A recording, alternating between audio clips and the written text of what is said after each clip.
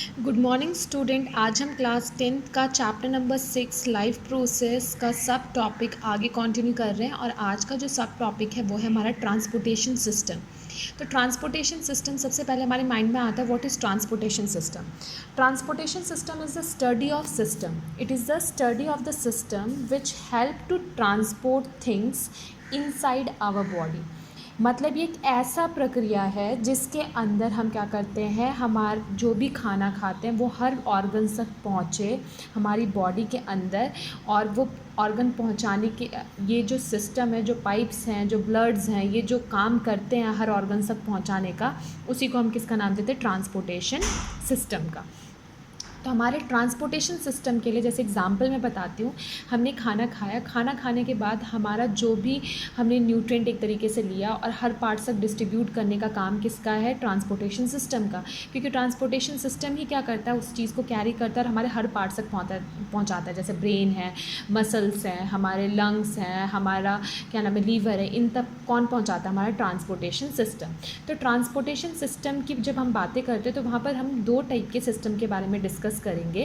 First is the circulatory system and second is the lymphatic system. जो first है वो circulatory system है, और सर्कुलेटरी सिस्टम से आप अवेयर हो क्योंकि क्लास 7th में आपने सर्कुलेटरी सिस्टम पढ़ा है, और लिम्फेटिक सिस्टम आपके लिए थोड़ा सा नया है। तो सर्कुलेटरी सिस्टम की जब हम बातें करते हैं तो सर्कुलेटरी सिस्टम के अंदर हम सर्कुलेटरी सिस्टम को 3 क्लासेस में डिवाइड करते हैं जो हमारे ट्रांसपोर्टेशन सिस्टम के लिए हेल्प करता है। First is the blood, second is the blood vessels and third is the heart. तो मैंने आपको प्रीवियस वीडियो में ब्लड के बारे में बता दिया, ब्लड के कंपोनेंट्स के बारे में आपको अवेयर करा दिया कि ब्लड्स के कंपोनेंट्स कौन से होते हैं, WBC, RBC, प्लेटलेट्स, और उनके फंक्शन के बारे में आपने पढ़ लिया, उनके करेक्टरिस्टिक्स के बारे में पढ़ लिया, कितने दिन वो सर्वाइव करते हैं, ये सब चीज़ें हमने डिस्कस कर लिया। और ब्लड का क्या फंक्शंस होता है वो भी पढ़ लिया कि हमारी बॉडी को क्या करना, टेम्परेचर को मेंटेन करना, ऑक्सीजनेटेड ब्लड्स को पूरी तरीके से ऑक्सीजन क्या नाम है पहुंचाना, फिर कार्बन डाइऑक्साइड को क्या करना, हमारी बॉडी से रिमूव करना, फिर डाइजेस्टेड फूड का हर ऑर्गन तक पहुंचाना। ये काम कौन करता है, हमारा ब्लड। आज का जो हमारा सब टॉपिक है वो है हार्ट, क्योंकि मैंने प्रीवियस वीडियो में ब्लड और ब्लड वेसल्स क्या कर लिया है, आपसे डिस्कस कर लिया। तो आज का जो टॉपिक है वो है हमारा कौन सा टॉपिक, हार्ट। तो आज हम हार्ट को अच्छी तरीके से क्या करेंगे, स्टडी करेंगे, क्योंकि आपको पता है अगर हार्ट कॉन्ट्रैक्शन और रिलैक्सेशन करना बंद कर दे तो इसका मतलब हार्ट बीट रुक गई, तो इसका मतलब आपकी क्या हो चुकी होती है, डेथ हो चुकी होती है ना, यही बोला जाता है ना। तो इसलिए अब आज हम सबसे इम्पॉर्टेंट टॉपिक के ऊपर डिस्कशन करेंगे, वो कौन सा है, हमारा हार्ट। ये है स्ट्रक्चर हार्ट का जो मैंने ड्रॉ किया आप लोगों को समझाने के लिए।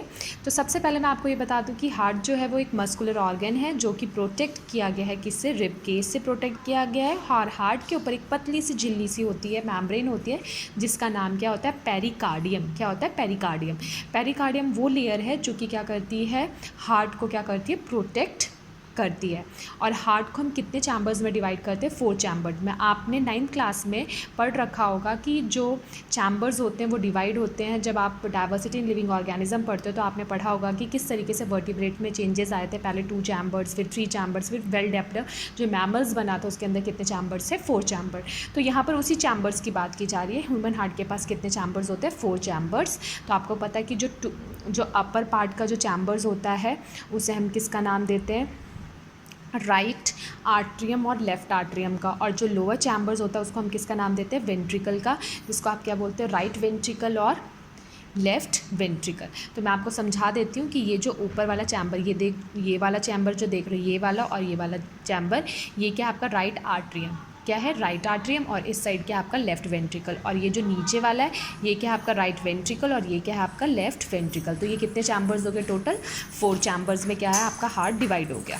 फिर आपको ये भी पता होना चाहिए कि जो आपका लेफ़्ट हैंड साइड होता है, लेफ़्ट हैंड साइड, ये आपका क्या है, राइट हैंड साइड, और ये आपका क्या है, लेफ़्ट हैंड साइड। तो राइट हैंड साइड में हमेशा कौन सा ब्लड होता है, डीऑक्सीजनेटेड ब्लड, और लेफ़्ट हैंड साइड में हमेशा कौन सा ब्लड होता है, आपका ऑक्सीजनेटेड ब्लड।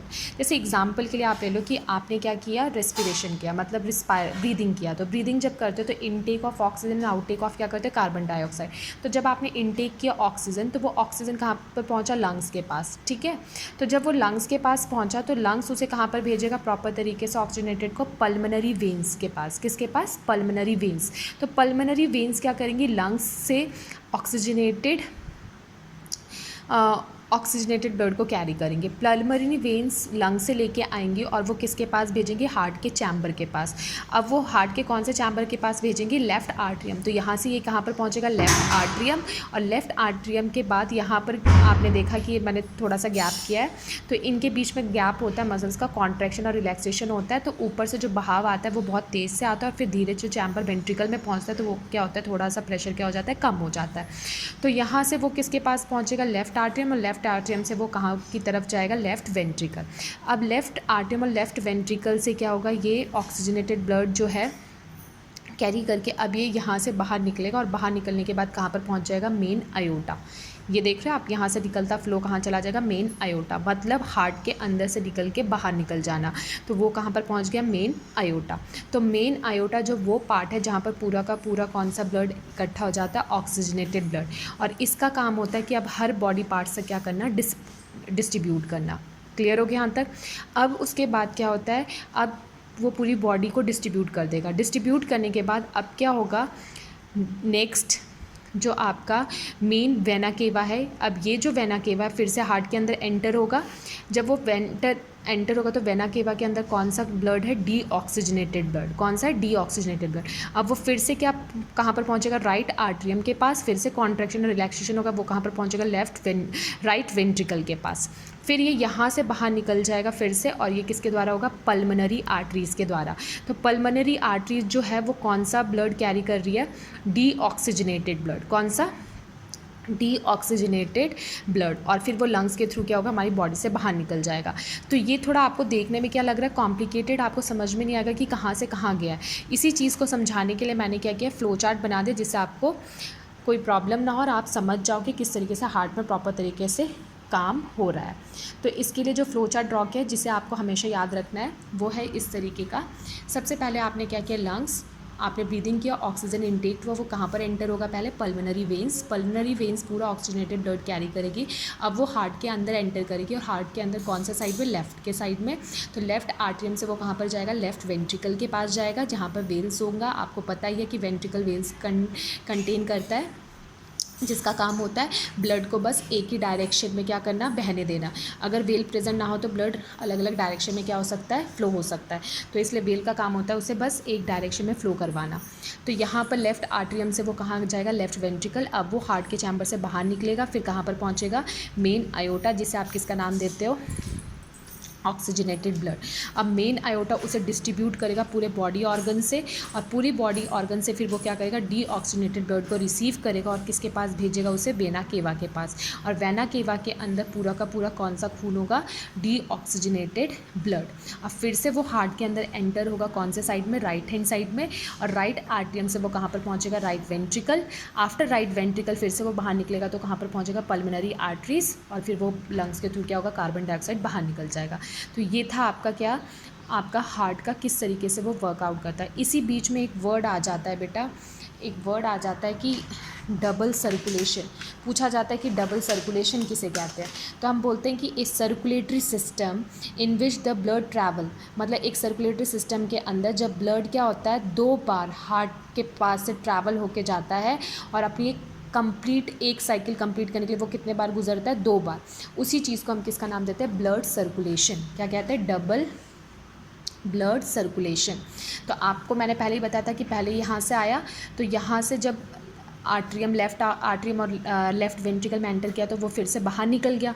बाहर निकलने के बाद फिर से डिस्ट्रीब्यूट किया, फिर उसके बाद फिर से अंदर आया, तो फिर से हार्ट के अंदर आया। तो इसका मतलब वो हार्ट के अंदर कितने बार एंटर कर रहा है, 2 बार एंटर कर रहा है। अपनी एक कंप्लीट साइकिल को बनाने के लिए वो हार्ट के अंदर कितने बार एंटर कर रहा है। एक तो आपने देखा कि यहाँ पर एंटर किया, फिर निकल गया, फिर यहाँ से आया, फिर से एंटर हुआ, फिर बाहर निकला। तो इसका मतलब उसकी एक कंप्लीट साइकिल बनने के लिए वो हार्ट के पास से कितने बार गुजर रहा है, 2 बार गुजर रहा है। उसी को हम किसका नाम देते हैं, डबल सर्कुलेशन। ठीक है। और एक वर्ड आता है सेप्टम। तो सेप्टम क्या करता है, दोनों को सेपरेट करता है। आपको मैंने डायग्राम में भी बताया था, सेप्टम दोनों को क्या करता है, सेपरेट करता है। ऑक्सीजनेटेड और डीऑक्सीजनेटेड ब्लड दोनों मिक्स ना हो जाए। अगर ऐसा हो जाएगा तो हमारी क्या हो सकती है, डेथ हो सकती है। क्लियर है यहाँ तक। तो भगवान ने हर स्ट्रक्चर्स को काफ़ी अच्छी तरीके से बना रखा है, और प्रॉपर तरीके से उसका अलग अलग फंक्शंस है जो हमने आज किसके बारे में स्टडी किया, हार्ट के बारे में। अब कुछ वर्ड्स हैं जो कि इससे रिलेटेड है हार्ट से, वो मैं आपको डिस्कस कर लेती हूँ। डबल सर्कुलेशन मैंने आपको बता दिया कि जब सर्कुलेटरी सिस्टम में ब्लड क्या होता है, 2 बार ट्रैवल करता है एक कंप्लीट साइकिल को बनाने के लिए, उसे हम किसका नाम देते हैं, डबल सर्कुलेशन। क्या कहते हैं उसे, डबल सर्कुलेशन। डबल सर्कुलेशन के बाद नेक्स्ट वर्ड आता है बेटा हार्ट बीट। तो हार्ट बीट किसे कहते हैं, जब एक कंप्लीट कॉन्ट्रैक्शन और रिलैक्सेशन, जब हार्ट का आप क्या करते हो, कॉन्ट्रैक्शन और रिलैक्सेशन क्या करते हो, देखते हो, तो उस चीज़ को हम किसका नाम देते हैं, हार्ट बीट। क्या कहते हैं उसे, हार्ट बीट। एक नॉर्मल ह्यूमन की हार्ट बीट कितनी होती है, 70 to 72 टाइम्स पर मिनट। तो ये MCQs में पूछ लिया जाता है, 1 वर्ड के क्वेश्चंस में पूछा जाता है, तो आपको ये पता होना चाहिए।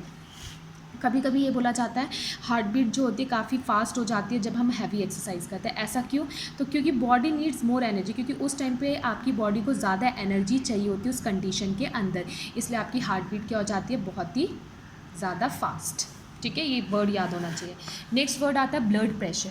तो ब्लड प्रेशर को नॉर्मली आप क्या नाम है सुनते हो, जिसे हम BP कहते हैं। क्या कहते हैं, BP। तो BP की फुल फॉर्म क्या होती है, blood pressure. Pressure at which blood is pumped around the body by the heart. मतलब वो प्रेशर जो ब्लड क्या क्रिएट कर रहा है, बॉडी क्या नाम है, हार्ट को पंप आउट करने के लिए, उसको हम किसका नाम देते हैं, ब्लड प्रेशर। जब हम प्रेशर की बात करते हैं तो वहाँ पर 2 टाइप के प्रेशर्स हम यूज़ करते हैं बेटा, सिस्टोलिक एंड डायसिस्टोलिक। आपने देखा होगा जब आप डॉक्टर के पास जाते हो तो वो आपकी BP नापता है, तो वो बल्ब पहले वो क्या करता है, क्लेफ भी देख रखा होगा और एक पट्टा टाइप का देता है, वो आपके आम में बांध देता है, देखा है ये सब चीज़ें। तो इसका मतलब जब वो दबाता है तो उसका मतलब वो कौन सा स्टेज की बात कर रहे हैं, सिस्टोलिक। किसकी बात, सिस्टोलिक। तो सिस्टोलिक का मतलब क्या होता है, कॉन्ट्रैक्शन फेज। और डायसिस्टोलिक का मतलब होता है रिलैक्सेशन। कौन सा, रिलैक्सेशन। रिलैक्सेशन का मतलब होता है जब वो पम्प करता रहता है, कम करता रहता है, तो वो चीज़ क्या होती है, आपका आर्म्स क्या होता है, फूलता जाता है, तो उस टाइम पे वो कौन सा फेज़ है, कॉन्ट्रैक्शन। और डायसिस्टोलिक का मतलब जब वो उस क्लिप को छोड़ देता है तो आपने देखा होगा कि वो प्रेशर क्या हो जाता है, रिलैक्स स्टेट में पहुंच जाता है। तो ह्यूमन की जो नॉर्मल BP होती है वो कितनी होती है, 120 मिलीमीटर मरकरी। तो आपने देखा होगा कि वहाँ पर थर्मामीटर की तरफ, उसमें थर्मामीटर के अंदर आपने देखा होगा ना मरकरी होती है, उसी तरीके से उस BP लिक्विड के अंदर भी क्या मरकरी फिलअप होती है। तो जब आप कॉन्ट्रैक्शन करते हो तो एक नॉर्मल कॉन्ट्रैक्शन जो सिस्टोलिक का माना जाता है वो 120 माना जाता है, और रिलैक्सेशन कितना माना जाता है, 80। अगर मान लो इससे ज़्यादा आपका हो जाता है तो आपको पता हाइपरटेंशन हो जाती है, और कभी कभी ब्रेन, आपने सुना होगा नस फट जाना। तो इसका मतलब ब्लड प्रेशर का फ्लो क्या होता है, बहुत ही ज़्यादा। और ब्लड प्रेशर का फ्लो ज़्यादा हो जाता है तो जो आपकी आर्टरीज़ होती है वो क्या हो जाती है, नैरो हो जाती है। नैरो का मतलब पतली, क्योंकि आर्टरीज़ क्या होती है, मोटी, क्या नाम है, मोटी होती है, जिसकी वजह से बहाव आराम से हो जाए। और जब हमें ये बीमारी होती है तो धीरे धीरे हमारी जो आर्टरीज़ होती है वो क्या होती है, सिकुड़ती चली जाती है। तो प्रेशर अगर उसमें ज़्यादा होगा तो वो नस क्या हो जाएंगी, फट जाएगी। इसलिए बोला जाता है कि BP को कंट्रोल रखना चाहिए, हम ज़्यादा BP सेहत के लिए अच्छी नहीं होती। तो BP को नापने के लिए जो इंस्ट्रूमेंट होता है उसको किसका नाम दिया जाता है, स्फिग्नोमैनोमीटर। क्या कहा जाता है, स्फिग्नोमैनोमीटर। तो ये आपको बहुत इंपॉर्टेंट है, ये वर्ड 1 मार्क्स के क्वेश्चन में पूछ लिया जाता है कि ब्लड प्रेशर को नापने के लिए कौन सी मशीन होती है। तो आपको मशीन का नाम याद होना चाहिए कि क्या बोलते हैं उसको, स्फिग्नोमैनोमीटर। क्या कहते हैं, स्फिग्नोमैनोमीटर। तो ये था आज आपका टॉपिक, कौन सा, circulatory system. Thank you for watching this video.